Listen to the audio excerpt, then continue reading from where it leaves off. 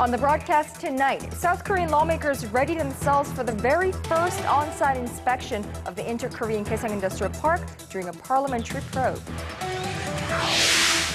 Flaring tensions between Korea and Japan. Japan says it will continue to promote its claim to the Korea-controlled Dokdo Islets via YouTube videos claiming sovereignty over them in spite of complaints from Seoul. And phone call over phone tap. German Chancellor Angela Merkel called U.S. President Barack Obama to address concerns that Washington may be spying on her cell phone. The U.S. denies the accusations, but the scandal could surely pave the way for a U.S.-EU confrontation. This is Early Edition at 6.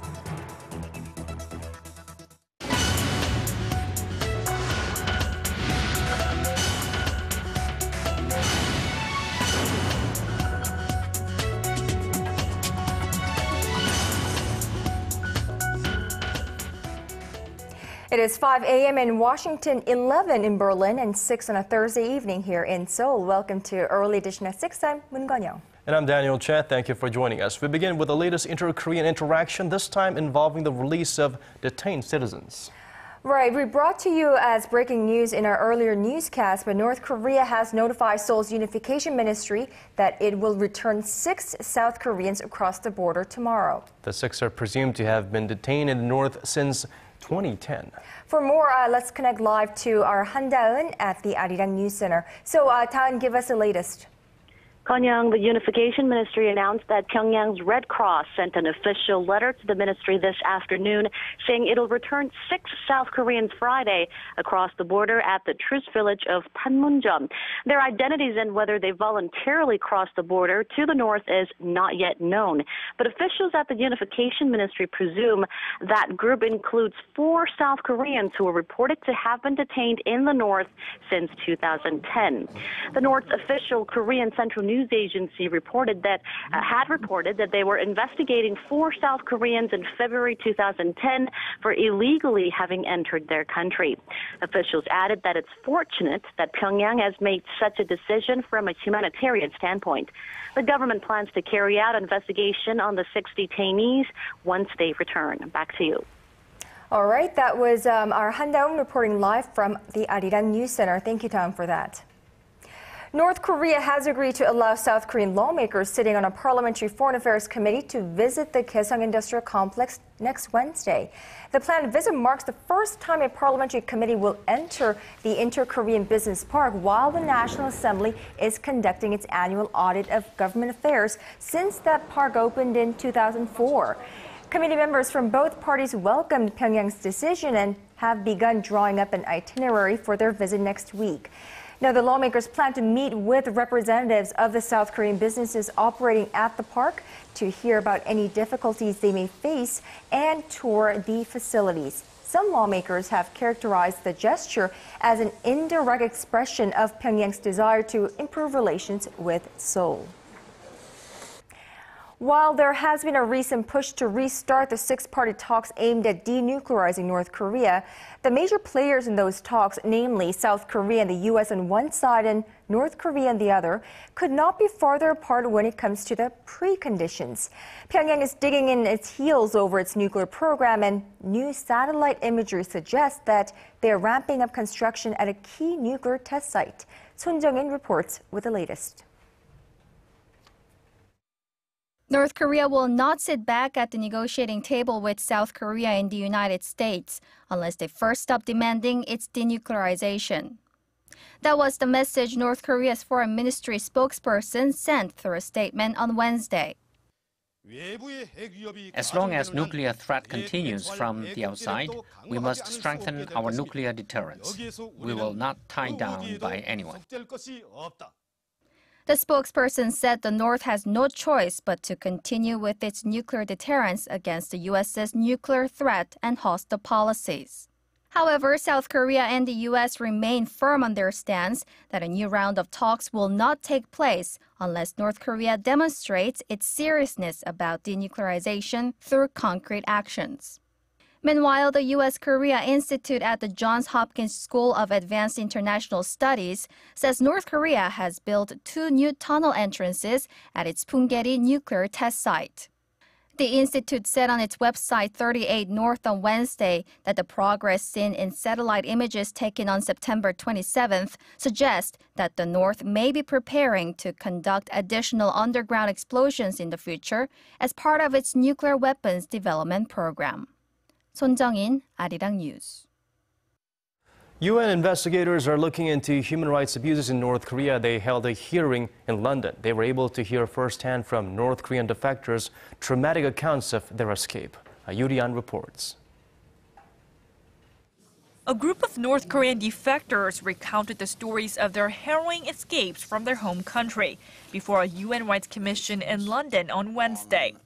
The commission is the first UN panel to officially investigate human rights abuses in North Korea, and the London hearing is the third, following hearings in Seoul and Tokyo earlier this year. Park Ji-hyun wept as she told of her escape to China in 1998. After making it across the border, she was sold and forced into marriage with a Chinese gambler. She later gave birth to a son who she was forced to leave behind after she was arrested and sent back to North Korea. I called him the next day, and I kept on telling him I'm his mother. He finally uttered the word mom and began crying. North Korea did not send a representative to the hearing, and Pyongyang continues to refuse to allow the UN Commission to carry out its investigation within its borders. The head of the UN Rights Inquiry Team, Michael Kirby, says, however, that these hearings will shed light on the realities of the human rights violations prevalent in North Korea.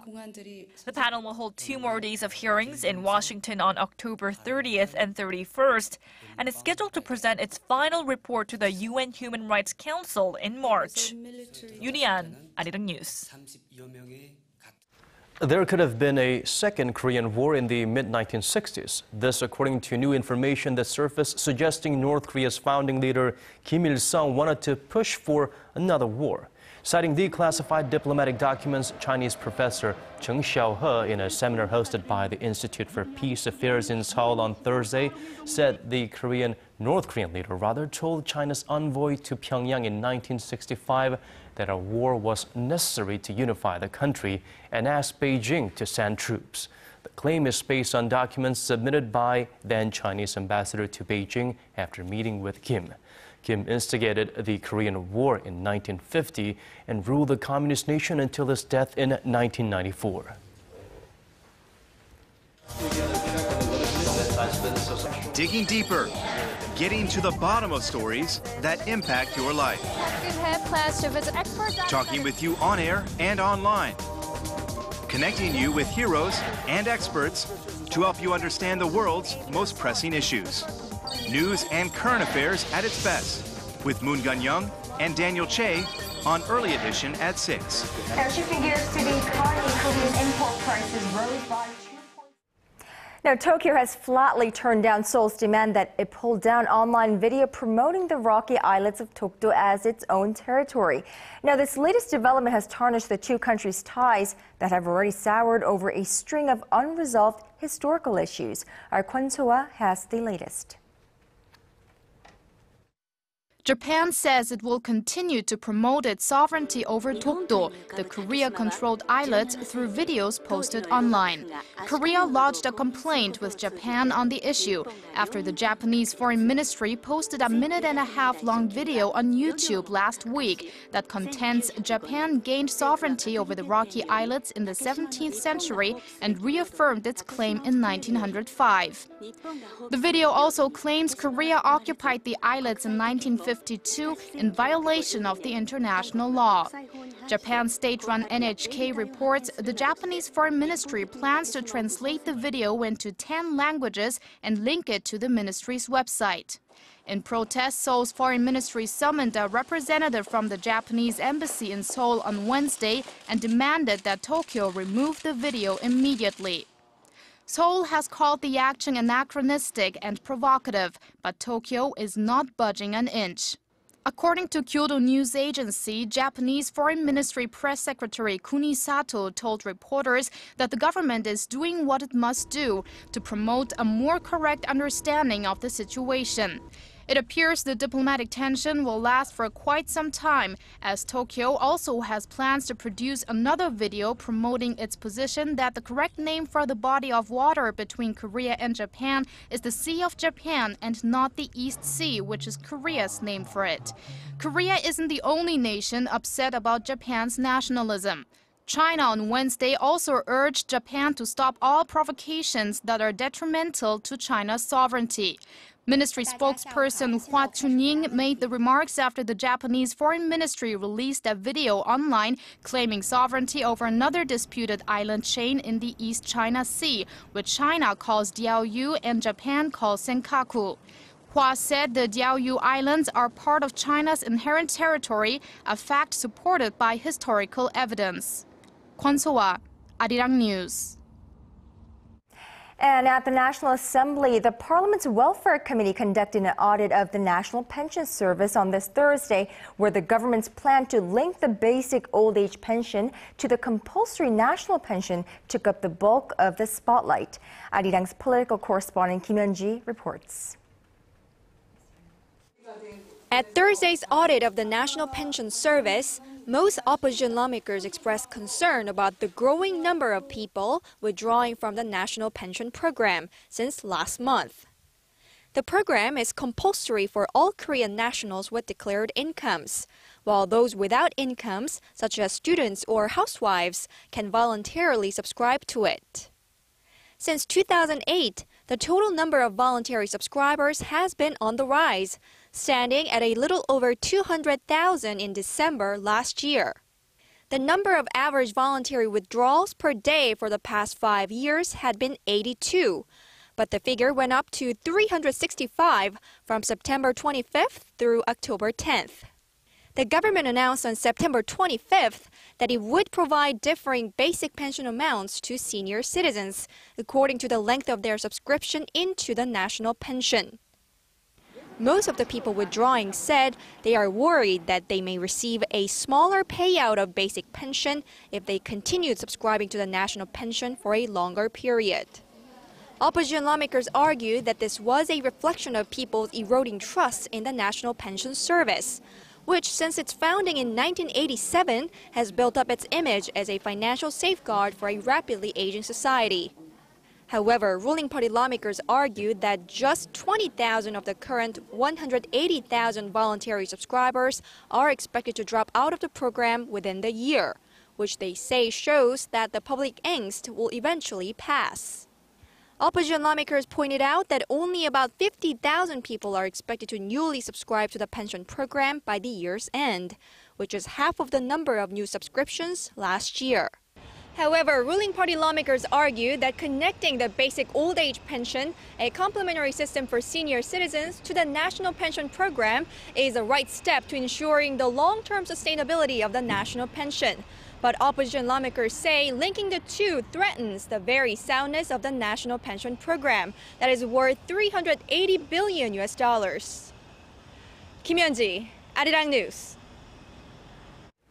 Koreans could see their public utility bills go up over the next 5 years as major state-run enterprises push to resolve their snowballing debt problems with fee hikes.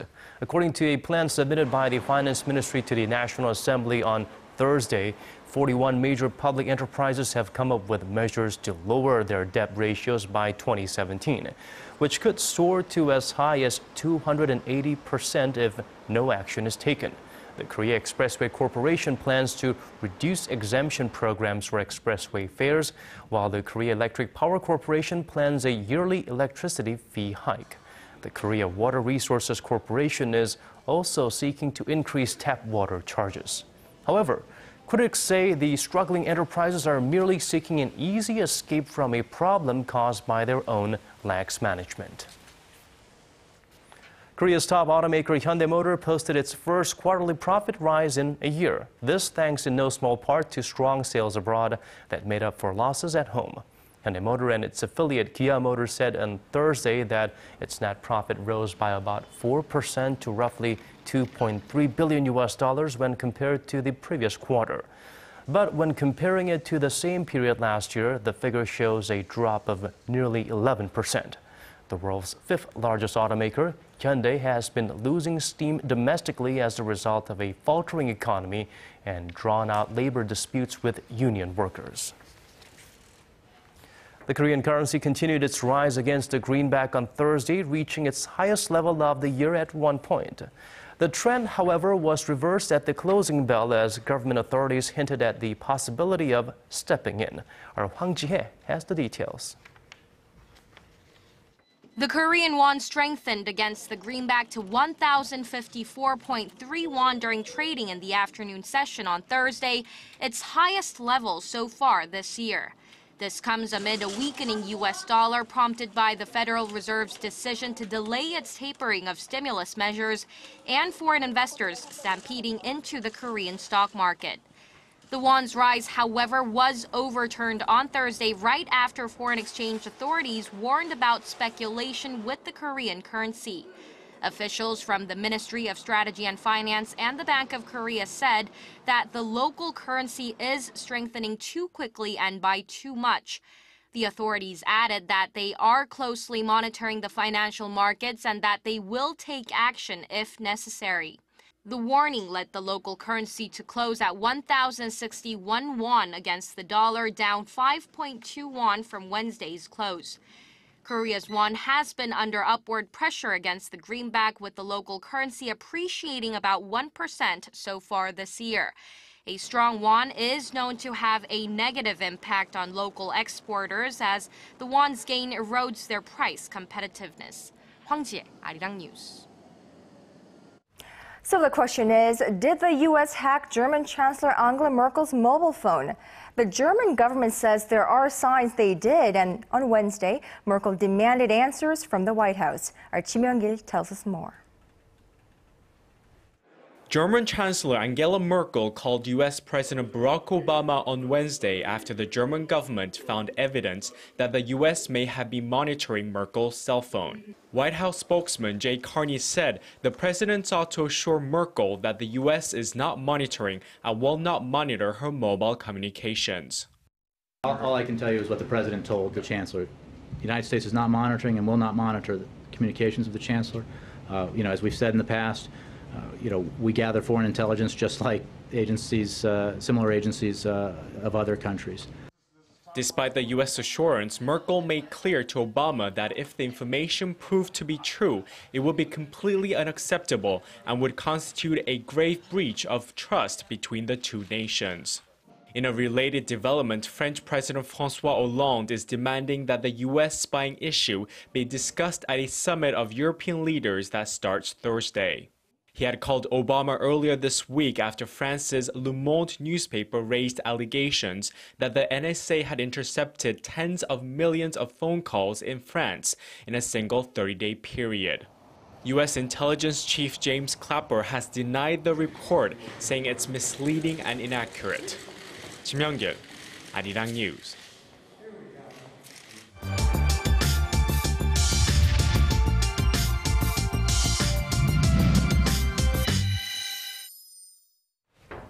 Are the days of the traditional book numbered? The rising popularity of e-books would seem to suggest perhaps. Right, the e-book industry has grown substantially in recent years here in Korea, but even so, the size of the market is relatively smaller here compared to other advanced economies. Now, to put all of this into perspective today, we're joined live in the studio by Arirang News cultural correspondent Park Ji-won.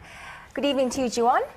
Hello, Daniel and Conn-young. And you're right that the Korea's e-book industry has been growing very fast. But compared to other countries, like the US, at the end of last year, e-book industry accounted for about 30% of the total book market. In the UK, it was 16%. But Korea's e-book industry, most experts agree that it's around 2 to 3% last year. So we are still in the beginning phase. Right, so it seems like there is still a much way to go for the e-book market here in Korea, but you were saying that it is actually growing at a faster rate. Yes. For example, last year, Korea's total book market stood at around $3.3 billion US, but e-book market raked in around $94 million US. That's around less than 3%. But most experts predict this year they will see the number will grow to more than 50% compared to last year. And that's accordance with what one of the managers I talked for this report from the Kyobo Book Center, which is one of the major e-book business players here in Korea. So let's listen to what he had to say about this report. We've seen about a 70% increase so far this year compared to the same period last year.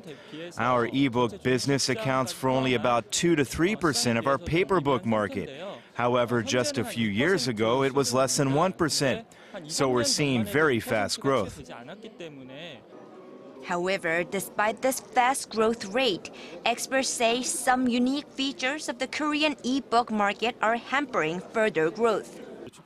One of the stumbling blocks of the Korean ebook market is that publishers in general tend to be reluctant about publishing best-selling books as ebooks because they believe the sales of paper books will bring bigger profits. They're also afraid that ebook sales will hamper paper book sales. There's also a problem with a lack of devices. There are diverse ebook reader devices in Korea, but most Korean consumers tend to only use their smartphones or tablet PCs. Okay, so like the expert suggests, a lot of publishers are afraid of ebooks that it could be gnawing up at the profit margins of ordinary paper books. So is this really the case though, Jiwon? So for that matter, I interviewed with CEO of an ebook publisher, and he says it's not the case. So let's listen to what he had to say about this. 33-year-old Kim Sung-min is the CEO of a fast-growing ebook publisher. Although it's only been in business for a few years, his company has already published more than 100 ebooks. And Kim says ebooks can provide a better profit structure than paper books. I began to focus on publishing ebooks from 2011. Seeing the fast growth in foreign markets is one factor, but more than anything, I thought its profit structure was reasonable. When it comes to ebooks, you don't need to worry about inventory or sales on credit. What's more attractive about ebook publishing is that since you don't have to worry about unsold inventory, you can experiment more with the books you choose to publish. So this idea of publishing ebook isn't profitable, I suppose, but this could be a misnomer, right? Then looking ahead, what's the latest trend in Korea's ebook market? So what's the latest in trend is so-called app books. Well, app books are the ebooks you can buy from application stores directly. So what's so different about these app books from the traditional ebooks is that you don't need any more additional reading platforms, whether it be reading devices or reading platform programs you have to download from your tablet PCs or your cell phones. So these app books have more interactive features compared to ebooks, such as hyperlinks or audio or video links. So it makes you feel like that you are more connecting and interacting with the authors. So let's take a look.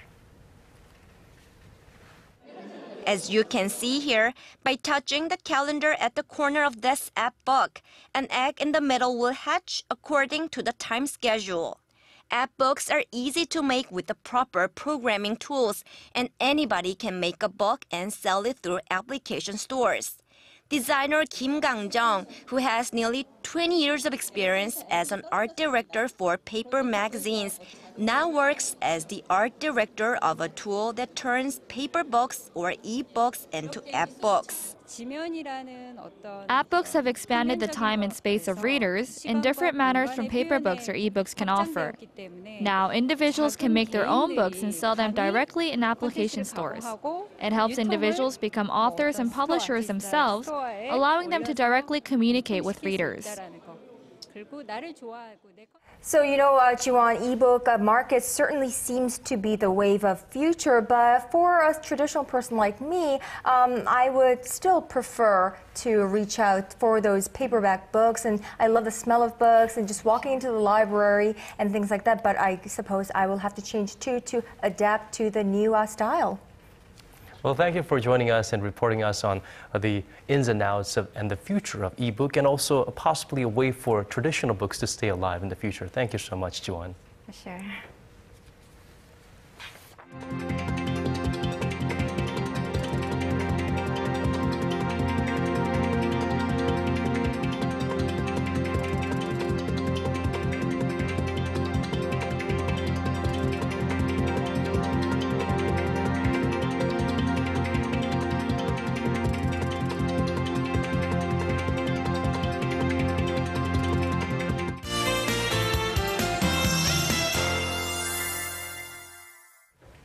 Time for weather. That means we turn to our Kim Bo-kyung standing by at the Weather Center. Hello there, Bo-kyung.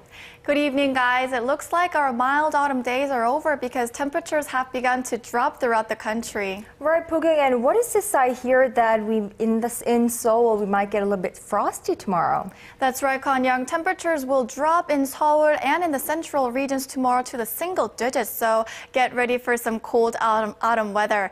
Now, today it was a typical autumn day here in Korea, which was perfect for you to enjoy outdoor activities. However, cold air coming down from the north is leading to a drop in numbers.